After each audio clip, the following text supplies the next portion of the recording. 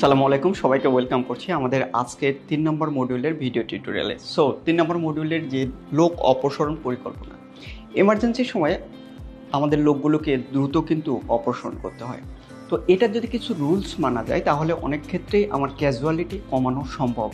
আপনি যদি ক্যাজুয়ালিটি কমানো সম্ভব বা কমাতে চান তাহলে নিয়মিত কিন্তু মহড়া করতে হবে, নিয়মিত প্র্যাকটিস করতে হবে। এই প্র্যাকটিসটার নামই হচ্ছে লোক অপসারণ করার পূর্ব প্রস্তুতি। আপনি যদি পূর্ব প্রস্তুতি না থাকে তাহলে কিন্তু যে কোনো এমার্জেন্সির সময় ক্যাজুয়ালিটির সংখ্যা অনেক বেড়ে যাবে। লোক অপসারণ কিভাবে করবেন তা একটু আমরা জেনে নিই। যে কোনো দুর্ঘটনার সময় লোকজনকে দ্রুত নামানোর প্রক্রিয়াকেই বলা হয় লোক অপসারণ প্রক্রিয়া। তো লোক অপসারণ প্রক্রিয়ার সময় বিস্তারিত একটা প্ল্যানিং থাকা দরকার। আপনি প্ল্যানিং যদি না থাকে তাহলে বিপদের সময় কিন্তু কাজে লাগবে না। বড় বড় যারা মাল্টি স্টোরেজ বিল্ডিংয়ে হাজার হাজার লোক কাজ করে, আপনি যদি প্ল্যান না থাকে তাহলে আগুন লাগলে ক্যাজুয়ালিটির পরিমাণ অনেক বাড়বে। আর যদি আপনার পূর্বেই একটা প্ল্যানিং থাকে কিভাবে লোকগুলোকে বিপদের সময় আমি নামাবো, তাহলে কিন্তু লোকের ক্যাজুয়ালিটি কমানো কিন্তু সম্ভব। সো দ্যাট যে কোনো মাল্টি স্টোরেজ বিল্ডিংয়ে যারা কাজ করেন বা পরিচালনা করেন তাদের ক্ষেত্রে আমি একটা রিকোয়েস্ট করব, এমার্জেন্সির সময় কে কি কাজগুলো করবেন তার একটা টোটাল পরিকল্পনা, বিস্তারিত পরিকল্পনা রাখবেন, তাহলে বিপদের সময় আমাদের কাজে লাগবে। এরপরে যে কাজটা, মাল্টি স্টোরেজ বিল্ডিংগুলোতে যেখানে অনেক ফ্রিকোয়েন্সির লোক কাজ করে, অনেক বেশি কাজ করে, সেখানে পিএ সিস্টেম থাকা হবে। পিএ সিস্টেম বলতে পাবলিক অ্যাড্রেস সিস্টেম, মানে মাইকের সাহায্যে বা কোনো সাউন্ড সিস্টেমের মাধ্যমে আপনার তো ফায়ার অ্যালার্ম থাকবেই, ফায়ার অ্যালার্মের সাথে দ্রুত কি করতে হবে, পিএস সিস্টেমের মাধ্যমে জানাতে হবে এক্স বা ওয়াই ফ্লোরে আগুন লেগেছে বা যে কোনো এমার্জেন্সি, এখন আমাদের সবাইকে নেমে যেতে হবে। নেমে যাওয়ার জন্য ওই যে আপনি ব্রিফিং দেওয়ার একটা সিস্টেম, সেই সিস্টেমটা রাখতে হবে। তাহলে কি হবে, ক্যাজুয়ালিটির সংখ্যা কমাতে পারবেন। এরপরে যেটা রাখতে হবে, এমার্জেন্সি প্ল্যানিং এবং ফায়ার সেফটি পয়েন্ট ভিজিবল হতে হবে। ভিজিবল বলতে কি, ধরুন একটা ফ্লোর 500 বা 10,000 স্কোয়ার ফিট, 10,000 স্কোয়ার ফিটে দেখা যাচ্ছে অনেকগুলো লোক কাজ করে, অনেকগুলো লোকের জন্য ফায়ার সেফটি পয়েন্টগুলো ভিজিবল হতে হবে। কারণ আমরা বারবারই একটা কথা বলি, আগুন কিন্তু ছোট থেকে বড় হয়। আপনি যদি ছোট থাকতেই আগুনটাকে নেভাতে পারেন তাহলে এত বড় হবে না, কেউ জানতেই পারবে না। সো দ্যাট আগুন লাগবে, আগুন লাগার প্রোটেকশন বা পূর্ব প্রস্তুতিতে যদি আপনি ফায়ার সেফটি প্ল্যানগুলো রাখেন এবং সব লোকগুলোকে জানিয়ে রাখেন এখানে ফায়ার সেফটি ইকুইপমেন্টগুলো আছে, তাহলে যে কোনো দুর্ঘটনার ক্ষেত্রে খুব দ্রুত যেন ইউজ করতে পারে। এই জন্য ফায়ার সেফটি পয়েন্টগুলো ভিজিবল করতে হবে, দৃশ্যমান করতে হবে এবং সবাইকে পরিচিত করাতে হবে।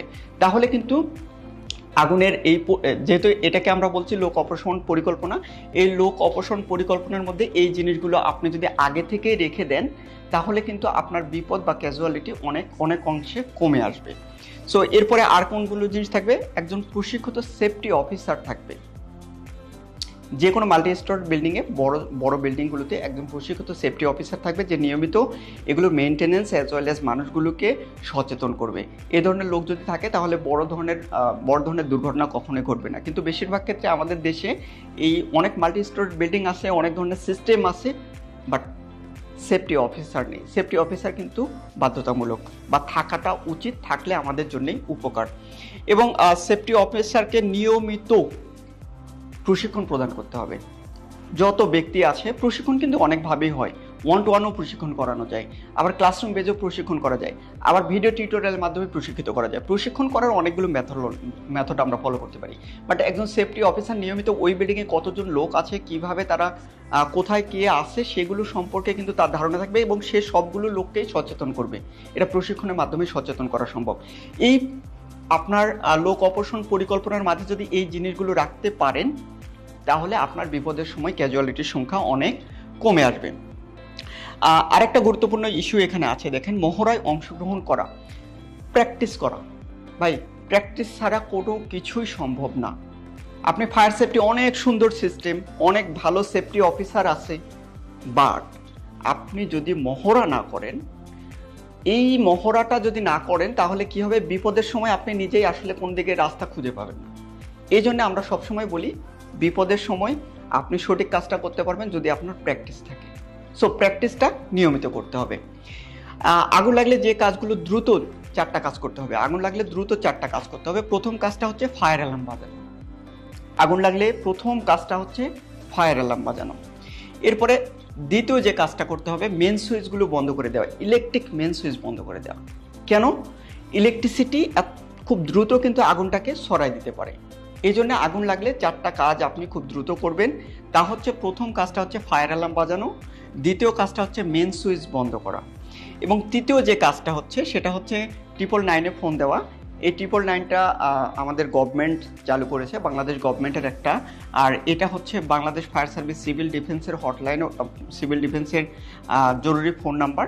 এই ফোন নাম্বারটা আপনি এখানে কল করবেন, অথবা আপনি এখন আমাদের খুব সহজ, এটাতে কল দিয়ে যদি আপনি বলেন যে আমাদের আগুনের দুর্ঘটনা XY জায়গায় হয়েছে, আপনি জায়গার অ্যাড্রেসটা দিবেন, তাহলে খুব দ্রুতই ওনারাই পদক্ষেপ নেবে যে ওখানে ফায়ার সার্ভিসের নিকট যে ফায়ার স্টেশন আছে তাদের সাথে কথা বলে ওনারা দ্রুত আপনাকে সাপোর্ট দেবে। সো দ্যাট আপনি যদি এই জায়গায় ফায়ার সার্ভিসকে ফোন দিতে পারেন, অথবা 999 আমাদের ন্যাশনাল ইমার্জেন্সি যেটা নাম্বার, এই নাম্বারে আপনি ফোন দিবেন। সো দ্রুত 4টা কাজের মধ্যে আরেকটা বড় কাজ হচ্ছে ফায়ার এক্সটিংগুইশারের সাহায্যে দ্রুত আগুন নেভানোর চেষ্টা করা। আপনি এই কাজগুলো তো করবেন। আগুন যেহেতু ছোট থেকে বড় হয়, ছোট অবস্থায় যদি আপনি একটা ফায়ার এক্সটিংগুইশার ব্যবহার করেন তাহলে কিন্তু আগুনটা নিভে যাবে। সো দ্যাট আপনি ছোট অবস্থায় একটা ফায়ার এক্সটিংগুইশার ব্যবহার করেন, তাহলে আগুনটা নিভে যাবে। এই কাজগুলোও চলবে আর এই কাজটাও করবেন, তাহলে দেখা যাচ্ছে যে আপনার বিপদের সম্ভাবনা বা ঝুঁকির সম্ভাবনাটা অনেক কমে আসবে। তাহলে আমরা এখানে মনে রাখবো 4টা কাজ করব। প্রথমত হচ্ছে আগুন লাগার সাথে সাথে ফায়ার অ্যালার্ম বাজাবো যেন সব লোক নেমে যেতে পারে। দ্বিতীয়ত মেন সুইচটা অফ করে দিব যেন বিদ্যুতের কারণে আগুনটা ছড়িয়ে না যায়। তৃতীয়ত আমরা এমার্জেন্সি ফোন দিব ফায়ার সার্ভিস অথবা ন্যাশনাল এমার্জেন্সি নাম্বারে। এবং চতুর্থত আমরা যে কাজটা করব, ফায়ার এক্সটিংগুইশারের সাহায্যে আমরা আগুনটা নেভানোর চেষ্টা করব। এবং এই কাজটা করতে গিয়ে, আগুন নেভাতে গিয়ে 4টা দলে বিভক্ত হবো। কয়টা দল? 4টা দল। হ্যাঁ, 4টা দলের প্রথম দল হচ্ছে অগ্নি নির্বাপক দল, ওই দলটা আগুন নেভানোর জন্য যাবে। দ্বিতীয় দল কোনটা, কি কাজ করবে? প্রাথমিক চিকিৎসা দেওয়ার জন্য প্রস্তুতি নেবে। কারণ কি, অনেক লোক যখন একসঙ্গে নামবে অনেকেই কিন্তু অ্যাক্সিডেন্ট করবে, ক্যাজুয়ালিটি থাকবেই। সো যে লোকগুলো ক্যাজুয়ালিটি হবে সেই লোকগুলোকে সেবা দেওয়ার জন্য আরেকটা দল হবে প্রাথমিক চিকিৎসক দল। তার মানে আগুনের পরিকল্পনা করতে গেলে এই জিনিসগুলো কিন্তু লাগবে। একটা বিল্ডিংয়ে আগুনের পরিকল্পনা করতে গেলে এই টিমগুলো লাগবে, প্রশিক্ষিত লোক লাগবে একদম। এরপরে আরেকটা দল থাকবে উদ্ধারকারী দল, যে বিপদে পড়বে তাকে উদ্ধার করার জন্য একটা টিম থাকবে। এরপরে আরেকটা টিম থাকবে, সে হচ্ছে ভিড় ব্যবস্থাপনা দল। এই জিনিসটা একটু লক্ষ্য করে দেখেন, অনেক সময় দেখা যায় যে বিল্ডিংয়ে আগুন লাগলো, ওই বিল্ডিংয়ে অনেক লোক নেমে যাচ্ছে, বিল্ডিংয়ের মধ্যে কিন্তু অনেক ইন্টারনাল সম্পদ থাকে। কিছু লোক কি করবে, আউটসাইড থেকে এসে ওই ভিড়ের মধ্যে, বিল্ডিংয়ের মধ্যে ঢুকে কিছু জিনিস আত্মসাৎ করে নিয়ে যাওয়ার চেষ্টা করবে। সো দ্যাট ভিড় ব্যবস্থাপনার কিন্তু একটা টিম থাকতে হবে, যে আউটসাইডের কোনো লোক ইনসাইডে আসবে না। ফায়ার সার্ভিস সিভিল ডিফেন্স আসবে বা প্রশাসনের লোক আসবে তখন তারা ঢুকবে, কিন্তু এমনিতে কমনলি যে লোকগুলো, সেই লোকগুলো যেন বিল্ডিংয়ে প্রবেশ না করে। এটা ইভ্যাকুয়েশন প্ল্যানের মধ্যে থাকবে এবং প্র্যাকটিসের মাধ্যমে এগুলো করতে হবে। সো আগুন লাগলে দ্রুত এই 4টা কাজ করতে হবে, এবং এই 4টা কাজের জন্য 4টা টিম তৈরি হবে। এই 4টা টিমে প্রশিক্ষিত লোক থাকবে। আই রিপিট, এই 4টা টিমে যে লোকগুলো থাকবে, যে রেসপন্সিবল লোকগুলো থাকবে, তারা অবশ্যই ফায়ার সেফটি প্রশিক্ষণ থাকতে হবে তাদেরকে। এই প্রশিক্ষণ না থাকলে কিন্তু এই কাজগুলো করতে তারা পারবে না। কিভাবে আগুন নেভাতে হয় সেটাও পারবে না, কিভাবে প্রাথমিক চিকিৎসা দিতে হয় সেটাও পারবে না, কিভাবে উদ্ধার করতে হয়, উদ্ধার করার যে মেথডগুলো আছে সেগুলো পারবে না। সো এই কাজগুলো দ্রুত করতে হবে। যদি দ্রুত করা যায় তাহলে আমাদের ক্যাজুয়ালিটি কমানো সম্ভব। আমি আশা করি আপনারা এই কাজগুলো করবেন, ইভ্যাকুয়েশন পরিকল্পনাটা খুব ভালোভাবে করবেন, ভালোভাবে রাখবেন, প্র্যাকটিস করবেন। আপনি নিরাপদ থাকলে আমরা সবাই নিরাপদ থাকবো। ভালো থাকবেন, সুস্থ থাকবেন, দেখা হবে পরের ভিডিওতে।